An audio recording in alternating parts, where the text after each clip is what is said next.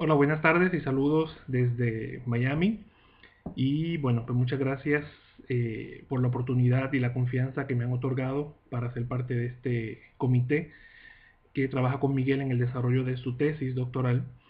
Desde que conocí su propuesta y trabajo el pasado año me interesó muchísimo, teniendo la seguridad que va a ser un producto final de excelencia y de aplicaciones muy concretas y muy necesarias. Así que nuevamente, pues muchísimas gracias por hacerme parte de este proceso.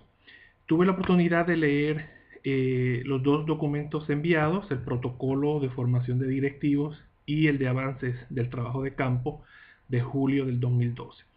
Y entiendo que pues es el último, de avances del trabajo de campo, es el último documento. Y a través de ambos documentos, pues sí puedo ver una línea, este hilo conductor que llamamos, desde lo que se plantea y se problematiza hasta la manera en cómo se va a conseguir. Entonces, sí veo que este último documento, el de avances de trabajo, tiene las ideas un poco más claras.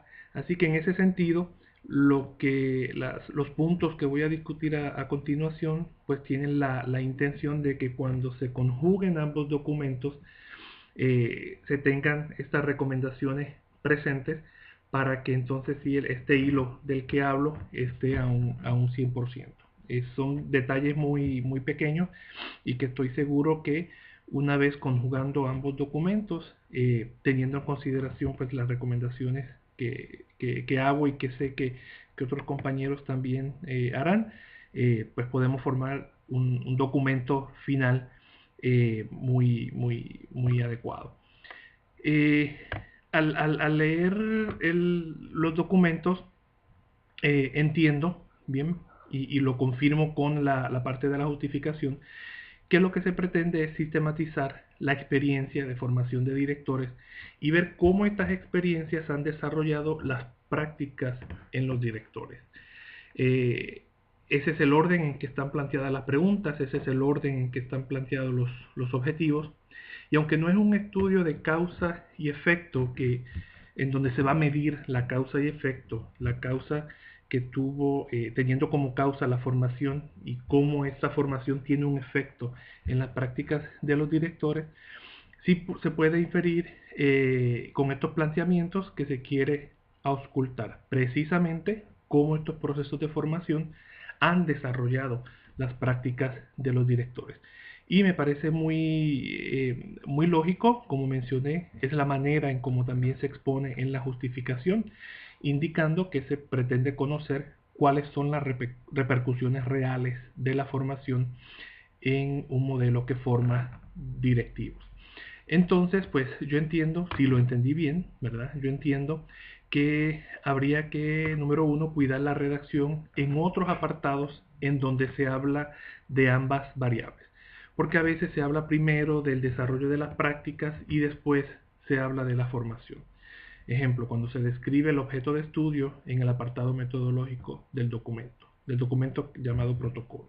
Entonces, cuidar ese detalle, que siempre entonces hablemos de la formación primero como un agente que causa o que se espera que cause cambios en la práctica de los directores.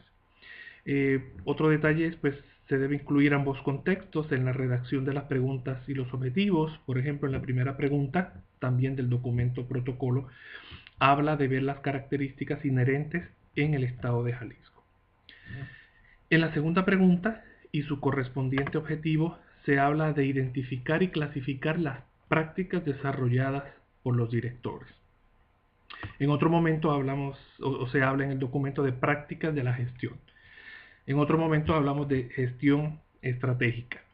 Entonces, sabemos, y como el mismo Miguel lo comenta, la gestión es un asunto muy complejo, por lo que entonces estaría yo recomendando que se especifique o que se delimite a cierto tipo de práctica o a ciertos tipos de práctica, de las cuales entonces se estaría tratando de identificar y clasificar. Vamos detrás de prácticas administrativas o detrás de prácticas pedagógicas, o se va a buscar ver el concepto de prácticas como un asunto holístico en donde vamos detrás de todas las prácticas que se hayan desarrollado. Entonces, habría que definir un poco y homogeneizar todo el documento cuando hablemos entonces de las prácticas que se van a identificar, de las prácticas que vamos detrás de ellas.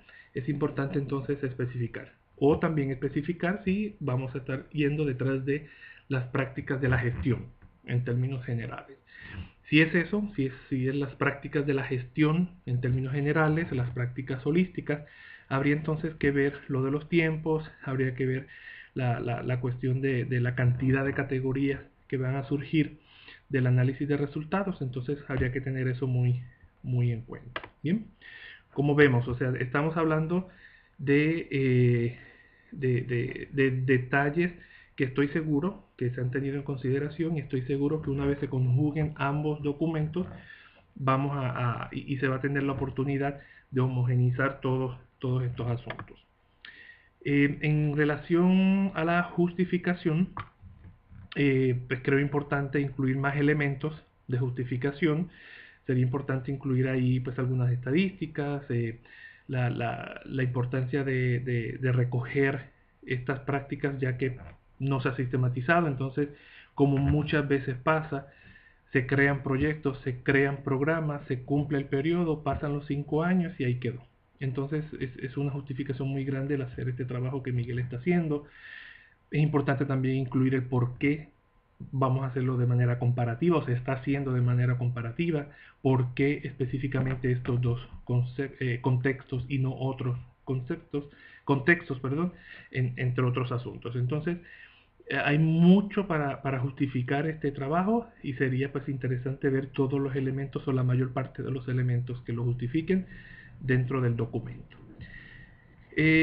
Cuando hablamos entonces, o cuando vamos a la parte de la conceptualización, yo lo veo desde el punto de vista que este trabajo gira alrededor de dos grandes conceptos: la formación, diagonal capacitación, y las prácticas.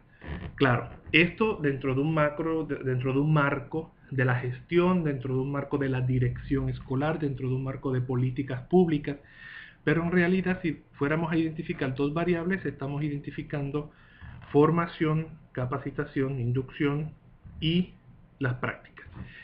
Y para mi gusto entiendo que habría que profundizar más en la parte teórica sobre ambos conceptos. Definir desde dónde se está viendo teórica y conceptualmente la práctica. Claro, primero entonces habría que definir y acordar qué tipo de práctica se va a estar buscando. O si, como mencioné, si se va a hacer la revisión de una práctica holística, o si se va a enfocar específicamente algún tipo de práctica. Luego de haberlo definido, entonces sí veo la necesidad de especificar más, profundizar más teórica y conceptualmente en la sección del marco teórico, desde donde Miguel está viendo las prácticas en su trabajo específicamente, porque esto al final va a dar la pauta para poder enlazar estos conceptos o este concepto de práctica con sus resultados. En la parte teórica y en la parte del estado del conocimiento sí se hace mención del concepto de práctica, pero desde el punto de vista precisamente desde la gestión. Me habla de la gestión, se define la gestión, se establecen los diferentes tipos de gestión, sus pros y contras, se habla de la práctica dentro de la gestión, pero para efectos del trabajo habría que tomar una postura, ¿bien? Para definir este concepto. En un principio, en el documento, nuevamente en el documento de protocolo, se habla de formación. En las preguntas se habla de formación, en los objetivos se habla de formación. Ya en el documento de los avances se toma posturas por el concepto de la capacitación, y se menciona que se usará para referirse tanto a la formación que se da en Jalisco o a la inducción que se da en Edmonton. Y yo entiendo pues la necesidad que hay de buscar un término neutral para no inclinar la balanza a ninguno de los dos contextos, pero recomiendo que se reevalúe la utilización del concepto formación.